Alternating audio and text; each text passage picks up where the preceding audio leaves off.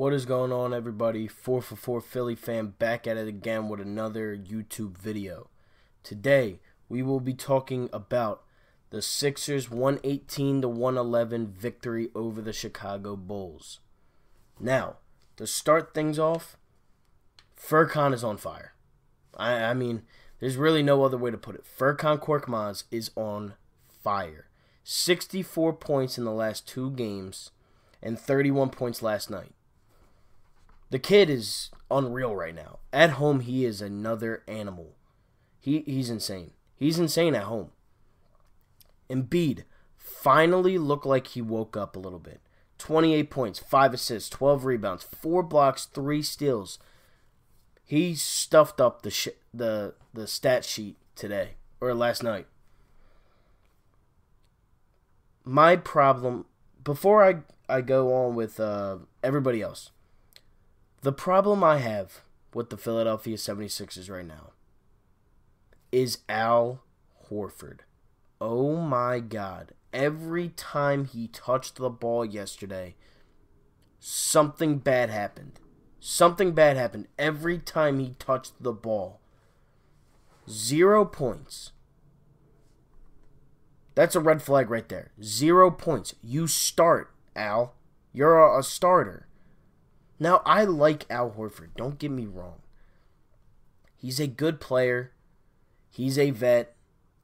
But my God, you need to put the ball in the basket, or at least defend. Thaddeus Young was dunking all over this man last night. The first play of the game for the Bulls. Thad Young just comes down, dunks it right on Al. Dunks it right behind him. Like, you can't have that happen. We gave you $100 million plus other millions, and you have 0 points. You have to be better than that. This team has to be better. And I get it. We won this game and we won the last game, but come on. You have to beat this team by more than 20 points. They have 19 wins. We have 33. That's 14 more wins than the Bulls. And we're in Philly. Maybe if we were in Chicago, I could see it being somewhat of a close game. But it's just every game since like this little stretch of games where I've come back to YouTube. It's been awful. It has been awful. Hawks, L. Celtics, L. Raptors. Yeah, Raptors, L. I think. I don't even know. Who did they play? Oh, no. Miami, L. Milwaukee, L. We come back home, we destroy Memphis. We come back home, we beat the Bulls. Okay, that's good and all. You can be great at home. Because we are. We only have 2 losses all season at home. I haven't seen a loss. But on the road, you have to beat teams like Atlanta, like like Chicago. You have to beat these teams. And if we can't beat these teams on the road, we are in for a long season. It's already been long. It's been long enough. This whole season has been awful. But we're now in the 5th seed. We're a couple games out from the 4th seed, 3rd seed, 2nd seed. We just have to win on the road. If we can win on the road half as good as we can play, if we can play half as good on the road as we play at home, I mean, we'd be the 3rd seed, the 2nd seed. Because during the playoffs, if you can't win on the road, you're going home early, especially without home court advantage. We don't have home court advantage at all right now. We're the 5th seed. And I'll tell you this, if we were to start the playoffs right now, we would play Miami in the first round. We would get destroyed. We would. It's just, I'm keeping it 100% honest with this team. We would get destroyed. I have no faith in us beating Jimmy Butler. They have 2 All-Stars, we have 2 All-Stars, but their bench is disgusting. Their bench is one of the best benches in the league. And now they just got Andre Iguodala and Jay Crowder. Are you kidding me? Like, they needed any help. And they were close to getting Danilo Gallinari. Imagine that. Imagine him either starting or coming off the bench. Imagine that. They have Goran Dragic coming off the bench. Tyler Hero coming off the bench. Iggy off the bench. Crowder off the bench. Derrick Jones Jr. off the bench. You know who we have off the bench? And I'm shocked that he didn't play yesterday. Raul Neto. That's our backup point guard. They have Goran Dragic, who was an All-Star. I'm pretty sure he was an All-Star. Coming off the bench. Iguodala was an All-Star. Finals MVP coming off the bench for Miami. And you know who we have? Raul Neto. Raul Neto is our backup point guard for the time being. Like, we can't compete with that on the road. I'm sorry, but we can't. And they have their superstar. Jimmy is a superstar. He's a legit superstar talent. And I don't care what anybody says.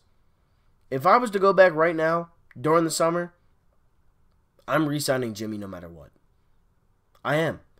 And even if you don't offer him it, well, that's stupid on our part. Because Jimmy Butler is an all-star for a reason. He's a superstar for a reason. And they're in the 4th seed for a reason. With that team, nobody thought this team, including myself, nobody thought this team was going to be anything special in the Miami Heat. Nobody did. Nobody. I literally said before the season, well, we'll probably play Miami in the first round, 7 seed, 2-7 matchup. Right now it's a 4-5 matchup, and they would whoop us right now. They would whoop us.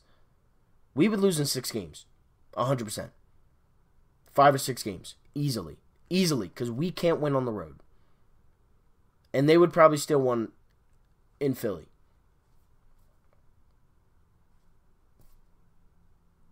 I'm worried. I'm worried about this team. We go to the trade deadline. We pick up 2 players. Yeah, they're good shooters. Yeah. Miami just made themselves legit contenders with this bench unit. Legit. And we're sitting here with one of our starters having 0 points. One of our $100 million starters dropping 0 points. I'm worried for this team. I truly am. I am truly worried for this team. I really, really, really am. Tobias, 14. Not good. Thibault, 6 points. He's obviously a defender. Glenn Robinson, 10 points, 5 of 6 shooting. That's good. You know, I don't care if it's from 2 feet from in the basket, because that's all his points were like dunks and layups. Just make it. I don't care. Just put the ball in the basket. You should have beaten Chicago by 25 points yesterday. They should have. It's just that simple. The Bulls are not a good team. They're not a good basketball team. And we are. Deep down, we are a very good basketball team. They might not be playing like it now, but the Sixers are they can be a great basketball team. They really can. I don't know if it is coaching. I don't know what it is. What's wrong with this team? But whatever it is, after Tuesday night's game against the Clippers in Philly, so I'm expecting a win because it's in Philadelphia, so we're God's gift in Philadelphia. But after this game in Philly, something has to change. Something has to change. It's not the culture. Because the Philly fans, no matter how bad or no matter good they are, they sell out. So it's not the culture. You can't blame it on the fans at this point. You can't blame it on, oh, well, you know, we're just not that good because we don't get the respect that we deserve. No, it's not about that. Like, it's not like that at all. Like, we sell out every game. We have the longest sellout streak in the league. There's something wrong with this team, though. I can't be the only one that says Sixers sitting at 33-21 or 34-21 or 33-22 at the All-Star break is good. I can't say that. We started off 5-0.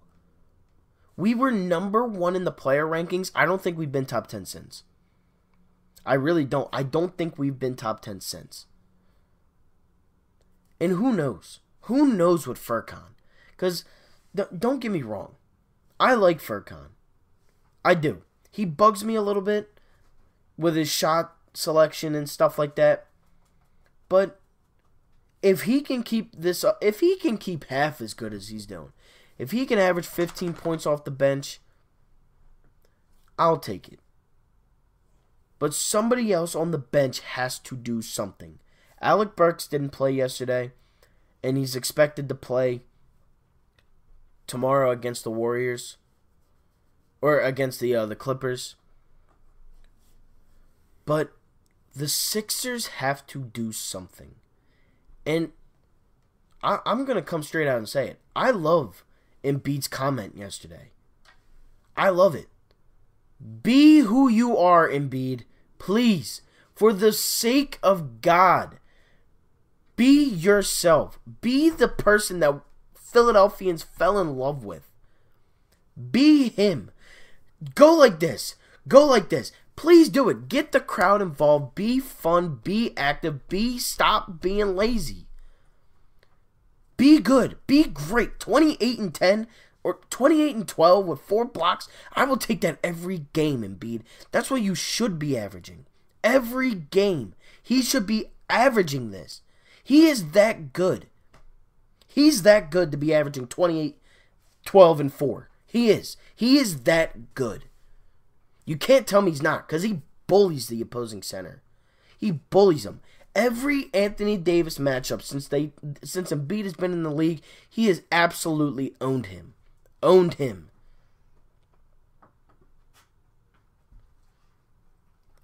That's it for this video. Sixers win 118-111 against the Chicago Bulls. They play tomorrow versus the Los Angeles Clippers. Obviously, the first game against Kawhi since the shot. Paul George. Sixers now set at 33-21. 5th seed in the standings. I'll be back with a Flyers video tomorrow. And that's it for me. Like, share, comment, subscribe. 2 away from 170 subscribers. Let's see if we can hit that. I'm out. Peace.